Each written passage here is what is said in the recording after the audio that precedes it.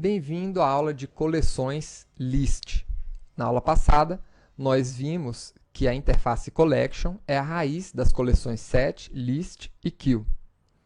E que a interface List trabalha com dados ordenados e podem receber registros duplicados.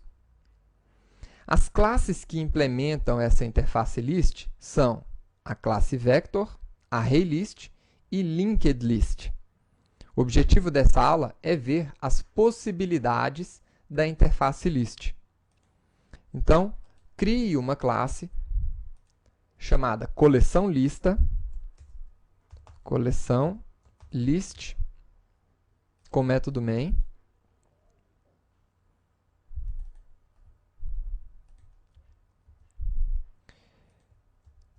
E vamos aqui chamar uma interface lista que recebe objetos string e vamos iniciar uma classe ArrayList que implementa essa interface. Lembre-se sempre de importar as classes e interfaces que você está utilizando. Então, a interface list, ela às vezes é chamada de sequência. Tá? Ela é uma coleção ordenada que, como já foi dito, pode conter elementos duplicados.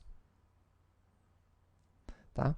Então, essa interface ela tem todos os métodos da interface Collection que você viu na última aula. E mais alguns outros para manipular os elementos dela através dos índices desses elementos. Sim, né? A interface list ela trabalha de uma forma muito semelhante que um array, por exemplo. Então, aqui dentro da nossa lista, eu vou adicionar alguns esportes, por exemplo. Eu vou colocar aqui.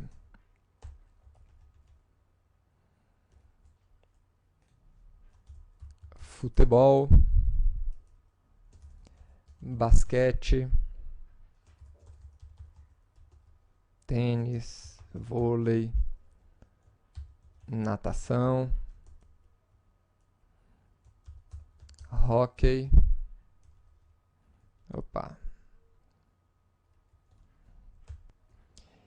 e boxe. Então, tudo bem. Até aqui, nada demais, né? Só que essa interface, ela aceita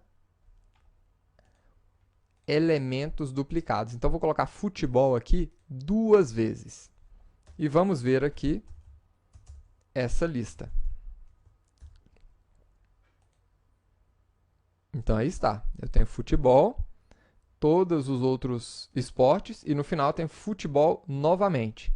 Isso aqui, por exemplo, eu não conseguiria numa interface set, por exemplo.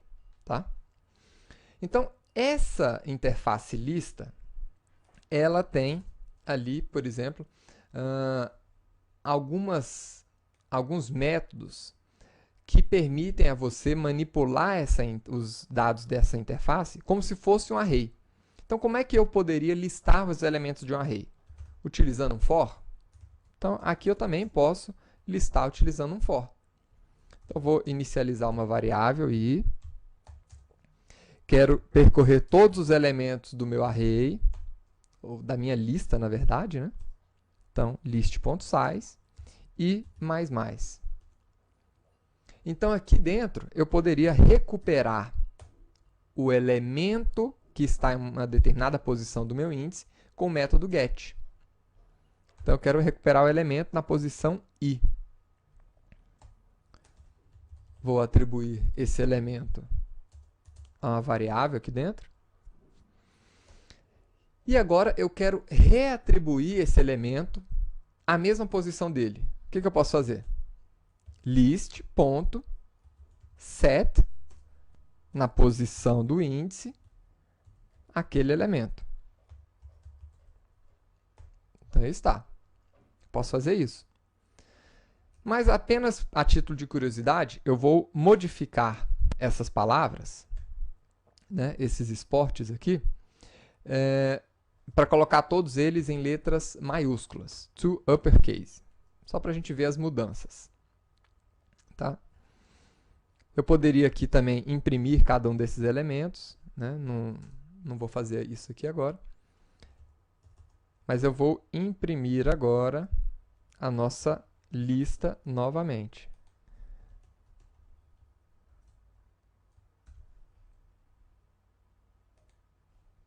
Então, aí está. Eu tenho a primeira lista da forma original e a segunda lista agora com as letras todas em maiúsculas. Tá certo? Agora, uma outra função interessante, aqui, um outro método interessante da interface lista é o método indexOf.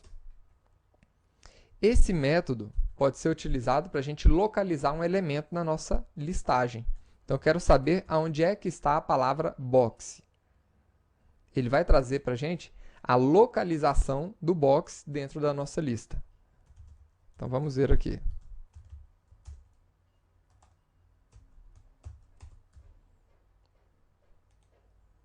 Aí está, o box está na posição 6. 0, 1, 2, 3, 4, 5, 6.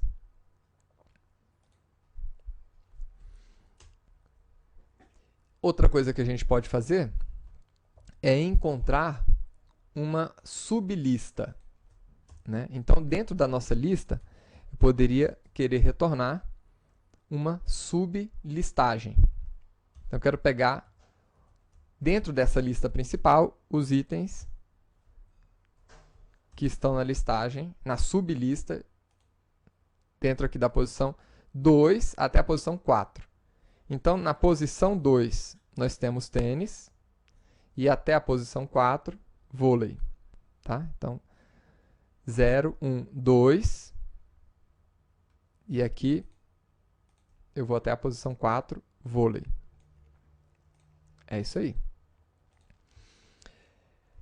Além disso, a gente pode remover essas sublistas, né, com o método clear, por exemplo. Isso aqui vai remover essa sublista da lista principal. Então, vamos ver o resultado aqui. Como é que vai ficar? Tá aí. Removeu tênis e vôlei da lista principal. Então, esses são os principais métodos extras para manipulação de dados em listas. Tá? Então, na próxima aula, vamos conhecer o utilitário collections, que a gente vai usar muito quando estiver trabalhando com coleções. Até a próxima aula.